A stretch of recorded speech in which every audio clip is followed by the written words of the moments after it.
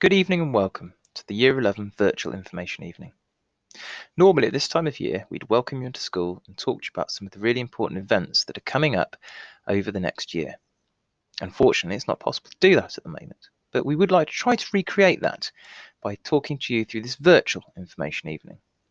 Hopefully by the end of the presentation, there'll be some really important information that you'll be able to take away to talk to our students about. Firstly, let me update you on teaching with COVID restrictions. We have carried out an extensive health and safety review, and we are regularly revisiting this. At the moment, we have students bubbled in year groups, and this seems to be working very successfully. We're really proud that we're able to offer a full curriculum to all our students, and this remains the key principle, and indeed at this moment the plan for the rest of the academic year. We've put in place enhanced cleaning across the academy in an effort to keep students and staff as safe as possible. Again, this seems to be working really well, and the students have adapted to the sterilising and hand washing routines extremely well. Now, you may have noted that there are some changes to the 2021 exam series. However, many of these, the really important ones, like when the exams are actually going to happen, are still under discussion by Ofqual and DFE. Do keep an eye out for further updates from the Academy. We will pass the information on to you as soon as we have it. Now, key dates. There are some really important key dates, starting with today, our virtual information evening, and the first interim report on November the 3rd. That's going to be the first opportunity to really get to grips with where students are and how they've adapted to coming out of lockdown. That's rapidly followed by the Year 11 Parents Consultation Evening and the Sixth Form Open Evening coming hot on its heels. Starting to think about post-16 destinations is of course really important, and we're doing lots of work with the students to talk to them about what we have here at Kyneton to offer. Now, there are some NFL mock exams in the week of the 14th of December, but the main event, the big Year 11 mocks, have been pushed back from December to January in order to give students a bit more time to prepare themselves, especially with that extra time out of school. The annual reports will obviously link very heavily to the mock exams, and the final interim report in May is that real final indication of where students are going to be going. Changes of direction need to be made well before May the 4th if students are going to be having a substantive impact on their outcomes.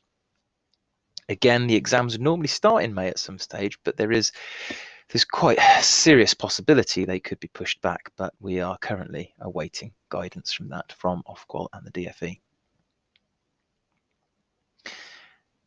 If there are further COVID disruptions, we have been planning for this eventuality, and including for any students who are self-isolating. And what we're looking to do is to provide as much work as possible through Teams. On Teams, there will be work for students who are ill or self-isolating that they can access on a daily basis. If there's wider disruption, online learning will again be provided through Teams in a similar way to how it worked over lockdown. I mean, it will very heavily depend on the number of students absent from school, and we've got a variety of scenarios that we've worked through. But where possible, it will involve a mix of work, which is going to include maybe some pre-recorded videos and live lessons that students will join, again, through Teams. It is critical, therefore, that Teams is working effectively. And obviously, all our homework's set on it. But if you have any issues, please contact the ICT support team on the email below. If you want to find out a little bit more about Teams to make the most of it, then again, please have a look on the website where there is a variety of guides. Some of us are created by the Academy and some created by Microsoft themselves. These cover a range of things from logging on and the very basics to checking and submitting assignments to some of the more complicated ways in which Teams can be used. So again, there's links on the website if you'd like to have a look at those further.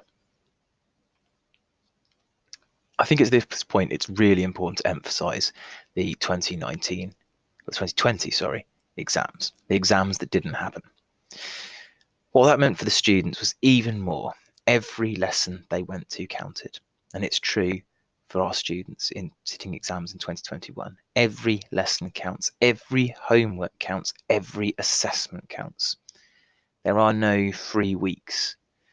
There will be changes, but we don't know what they are. Don't focus on what you can't control. Focus on what you can. And this is very much our message to the students. Focus on what you can control. You can control the lessons. You can control your homework. You can control your assessments to a greater or lesser extent.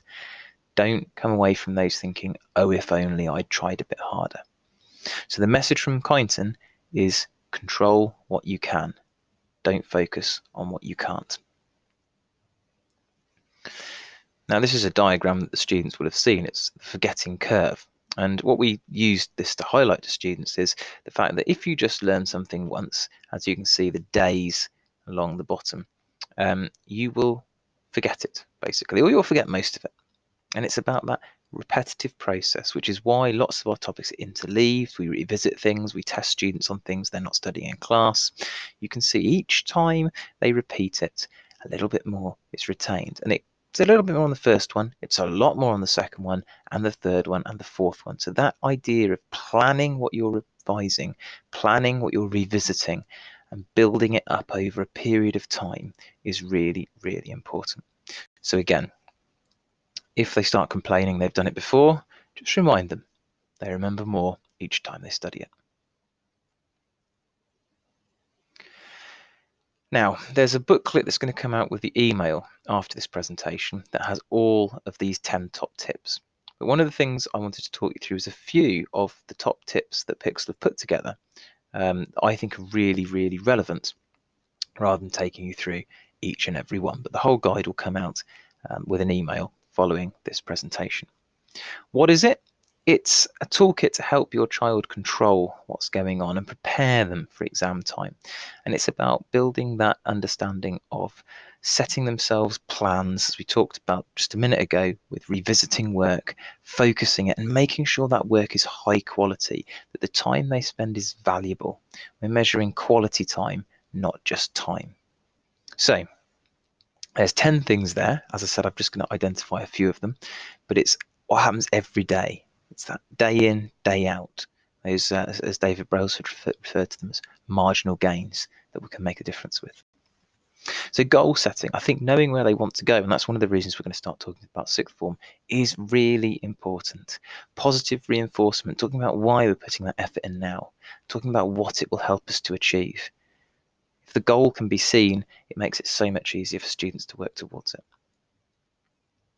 Keeping active, this is really important. It was really important in lockdown. It continues to be really important. We're ideally looking for 60 minutes a day, particularly at the weekend. But get out, get some fresh air, as long as we're allowed to.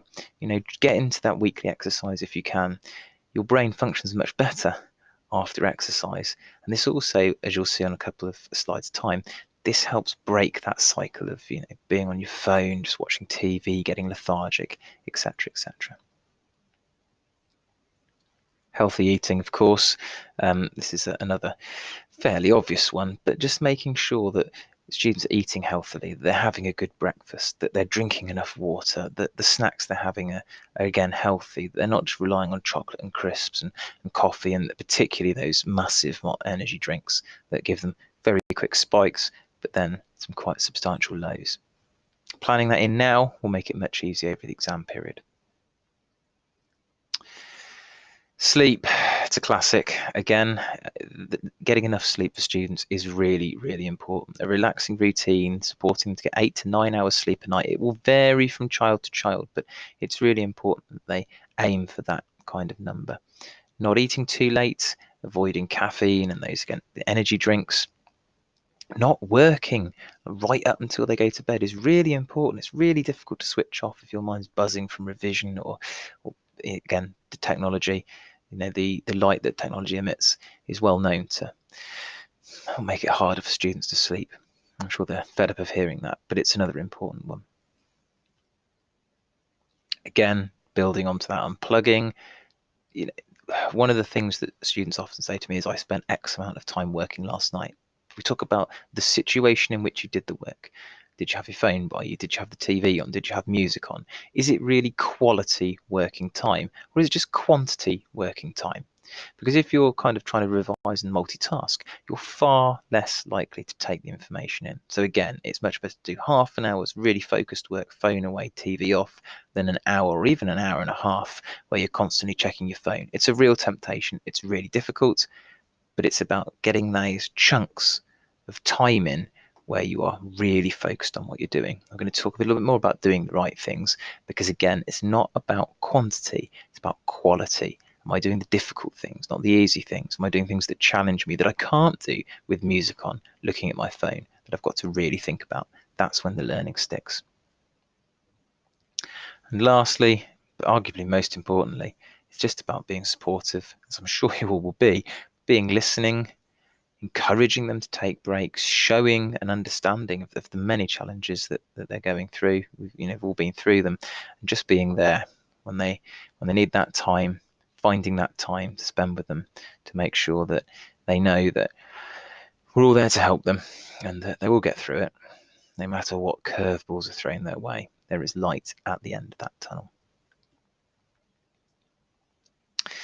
Now, before I just take a little break, so I'm going to split this presentation in two, just talk you through the English, science and maths slides that I have asked Mrs. Heggs, Mr. Richmond and Miss Perks to put together for us. So English language from the English team. Core messages. Well, number one, congratulations, you finished your literacy GCSE. That's a great success. That's one in the bag. And you've now got 9 lessons a fortnight to focus on language. Now you can see how the two papers are divided into fiction and non-fiction, with reading skills and writing skills, each making up 50%. Now, what's really important above everything else is developing those reading skills. Reading every day really is going to make a massive difference. And that should be a fairly easy win. Supporting with writing skills, it'll be a little bit harder, but again, it's engaging with current events. What's going on in the news? Why is this important? Thinking about some of these analytical skills. Now, in the email, there's going to be some revision guides and revision sites for you to have a look at. But again, GCSE bite size, that kind of thing, well worth a look. And again, if there's any concerns, talk to your students, talk to the teachers, engage in that dialogue. With GCSE literature out the way, this is a great opportunity for the students to really focus on their language GCSE. Science, as you can see, students in 11B1 and 11A1 are studying triple science content. They're all going to take the triple science mock unless you let Miss Perks know otherwise. And then that will be used to decide who will be entered for the triple science and who will sit combined science in the final GCSE exams. The students will all sit foundation combined science, and then decisions will be taken on tiers. So the mocks are really important for science. And you can see what the mocks will be on: biology, chemistry, physics, and which papers and topics. So what do you need to do? Again, keyword booklets, required practical booklets, Seneca, YouTube, GCSE bite size, and most importantly, past exam papers. Having a look at past exam questions will set you up for success.